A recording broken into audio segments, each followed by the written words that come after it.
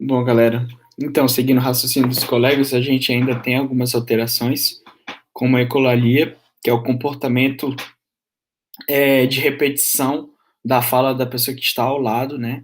Geralmente essa pessoa imita com a mesma entonação, mesmo ritmo, que é a prosódia, a fala do outro, né? Então fica bem, a pessoa fica até constrangida, a pessoa que está do lado, porque ela fica imitando exatamente do mesmo jeito, e ocorre principalmente em pacientes que possuem alterações psico-orgânicas ou mesmo esquizofrenia. É bem comum nesse tipo de paciente.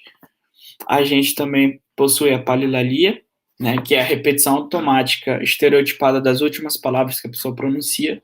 Então, fica pronunciando toda hora a mesma coisa, repetindo as falas estereotipadamente. É bem comum nos quadros de demência, né? A gente tem os tics verbais, que é mais comum. É, é uma produção de palavras ou fonemas de forma periódica, muitas vezes imprópria e incontrolável. A pessoa não consegue resistir ao tique, ela fica produzindo inserções desagradáveis toda hora. A gente também possui a coprolalia, que são falas incontroláveis, involuntárias. A pessoa começa a repetir palavras obscenas, vulgares, sempre se referindo a excrementos, ou então ou palavras obscenas mesmo. E é bem comum na síndrome de Tourette, transtorno, né, de Tourette. A gente também possui a muscitação, que geralmente acomete pacientes com esquizofrenia, principalmente. A pessoa fica movendo os lábios, falando bem baixo e nunca, ou quase nunca, tem significado comunicativo. Ela só fica repetindo, falando sozinha, né? Ou movimentando os lábios, bem baixinho.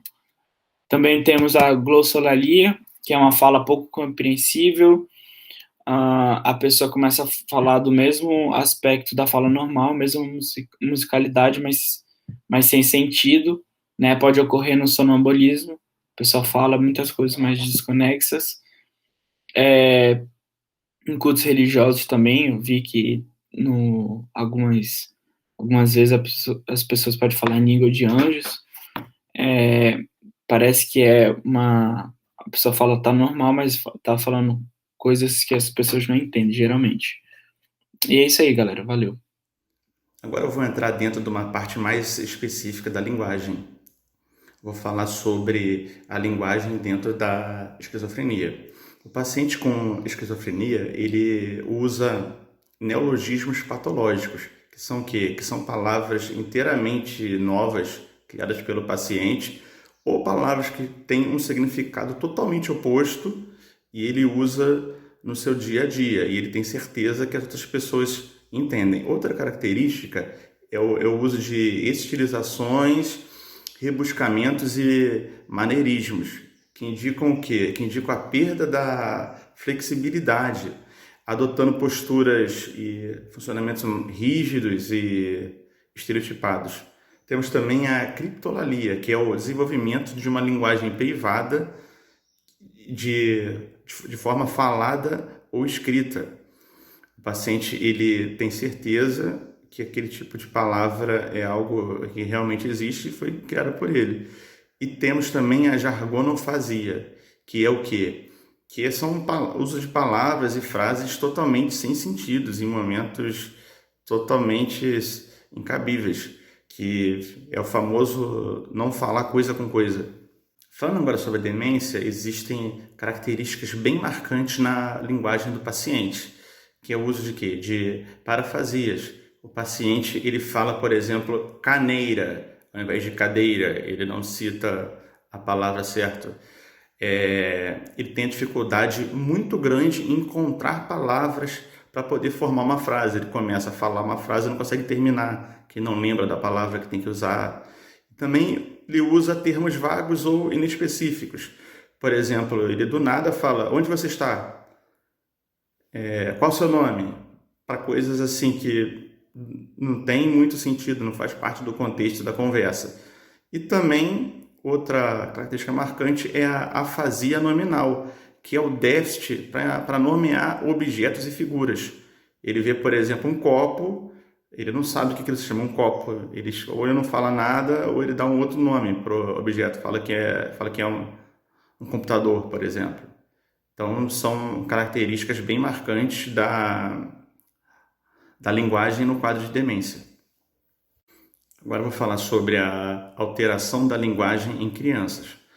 Na psicopatologia, constitui um problema frequente no desenvolvimento infantil, que é de 2 a 19% segundo a literatura. A evolução da linguagem da fala é considerado como um indicador útil para o desenvolvimento global e cognitivo da criança, que pode ser relacionado com o desempenho escolar futuro. O desenvolvimento atípico da linguagem pode ser um sintoma comum a diversas patologias, desde doenças do sistema nervoso central, de origem genética ou psiquiátrica, podendo ser o primeiro sinal de alerta em algumas situações. Da alteração da linguagem na criança, podemos falar que isso implica a compreensão, processamento e a produção de comunicação. Temos os problemas da linguagem, que seriam quais? Gagueira, falhas na fluência verbal, mutismos eletivos, dificuldades fonéticos articulatórias ou qualidade incomum da voz. Temos também problemas no desenvolvimento adequado da linguagem, que seriam as dificuldades gramaticais, que são as sintáticas, dificuldades com palavras e vocabulários, que seriam semânticas, e dificuldades na produção sonora da fala e significado de unidades das palavras. Tem a dificuldade de leitura e escrita, principalmente entre os meninos, além do atraso da linguagem expressiva e compreensiva. Isso é muito comum entre as crianças, bem como a dificuldade em usar as palavras, como já expliquei anteriormente.